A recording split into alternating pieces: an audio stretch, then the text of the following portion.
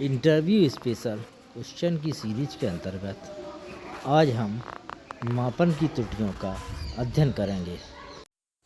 शैक्षिक मापन अप्रत्यक्ष होता है, अतः शैक्षिक मापन के दौरान मापन में कुछ कमियां आ जाती हैं।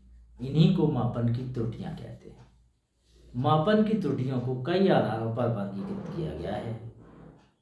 स्वरूप के आधार पर मापन त्रुटियां 4 प्रकार की होती हैं। On the basis of the nature, error of measurement are 4 types: P, V, C and I। Personal error यानी व्यक्तिगत त्रुटियां, V फॉर वेरिएबल एरर चर त्रुटियां, C फॉर कांस्टेंट एरर स्थिर त्रुटियां, I फॉर इंटरप्रिटेटिव एरर व्याख्यात्मक त्रुटियां।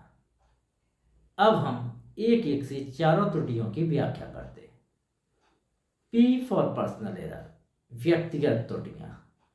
इस प्रकार की त्रुटियां मापन एवं मूल्यांकनकर्ता के कारण उत्पन्न होती हैं। मूल्यांकनकर्ता की शारीरिक और मानसिक स्थिति के कारण ये एरर उत्पन्न हो जाती हैं। कभी कभी यदि एक से अधिक मूल्यांकनकर्ता रख दिए जाएं तो मापन की इस प्रकार की त्रुटियां अलग अलग मूल्यांकनकर्ता के कारण अलग अलग होंगी। इसी कारण इस प्रकार की त्रुटियों को पर्सनल एरर कहा जाता है। परीक्षण को वस्तुनिष्ठ बनाकर इस प्रकार की त्रुटि को कम किया जा सकता है, अर्थात पर्सनल एरर का सीधा संबंध ऑब्जेक्टिविटी से है। यदि कोई भी टेस्ट ऑब्जेक्टिव होगा तो निश्चित रूप से उसमें पर्सनल एरर मिनिमम होगी, यानी पूर्ण रूप से ऑब्जेक्टिव होगा तो कोई पर्सनल एरर नहीं होगी। अब अगला आते हैं V फॉर वेरिएबल यानी चर त्रुटियों पर। तो इस प्रकार की त्रुटियां परीक्षण में भाग लेने वाले परीक्षार्थियों की शारीरिक एवं मानसिक स्थिति के कारण उत्पन्न होती हैं।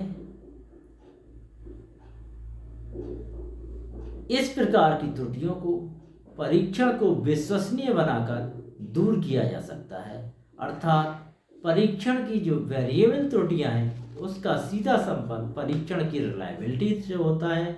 परीक्षण जितना कम रिलायबल होगा, वेरिएबल एरर उतनी ही अधिक होगी, और परीक्षण जितना अधिक रिलायबल होगा, जो वेरिएबल एरर हैं वो उतनी ही कम होगी। अब आते हैं तीसरी प्रकार की त्रुटि कांस्टेंट एरर पर। कांस्टेंट एरर अर्थात स्थिर त्रुटियां। इस प्रकार की त्रुटियां परीक्षण एवं प्रशासन के दौरान उत्पन्न होती हैं। परीक्षण यदि कम वैलिड होता है तो इस प्रकार की त्रुटियां भी अधिक होती हैं। चूंकि इस प्रकार की त्रुटियां परीक्षार्थी के समस्त प्राप्तांकों को समान रूप से प्रभावित करती हैं, अतः इन्हें कांस्टेंट एरर कहते हैं। परीक्षण को वैलिड बनाकर इस प्रकार की त्रुटियों को कम किया जा सकता है, यानी परीक्षण जितना अधिक वैलिड होगा उसमें कांस्टेंट एरर उतनी ही कम होगी। अब आते हैं इंटरप्रिटेटिव एरर पर, यानी व्याख्यात्मक त्रुटियां परीक्षण के प्राप्तांकों की व्याख्या के कारण उत्पन्न होती है। यदि परीक्षण की व्याख्या गलत तरीके से कर दी जाएगी तो इस प्रकार की त्रुटियां अधिक हो जाएंगी। यदि हम परीक्षण के नॉर्म्स बेहतर तरीके से बना देंगे तो इस प्रकार की त्रुटियां भी कम हो जाएंगी और उन नॉर्म्स के अनुसार परीक्षण की व्याख्या की जा सकेगी। अर्थात हम कह सकते हैं कि परीक्षण के नोट्स बनाकर परीक्षण की व्याख्यात्मक त्रुटियों को कम किया जा सकता है। तो इस प्रकार हमने देखा 4 प्रकार की त्रुटियों में पर्सनल एरर का संबंध ऑब्जेक्टिविटी से है, वेरिएबल एरर का संबंध रिलायबिलिटी से है, कांस्टेंट एरर का संबंध वैलिडिटी से है, इंटरप्रिटेटिव एरर का सीधा संबंध परीक्षण के नॉर्म्स अर्थात मानक से है।